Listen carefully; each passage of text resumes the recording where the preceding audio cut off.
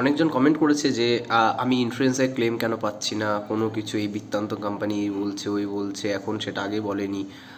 দেখো, ক্লেম করতে গেলে সঠিক এজেন্টের কাছে প্রথমে যাও।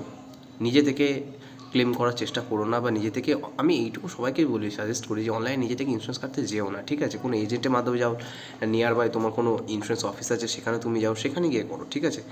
বাট আদার্স কোথাও জায়গায় করো না।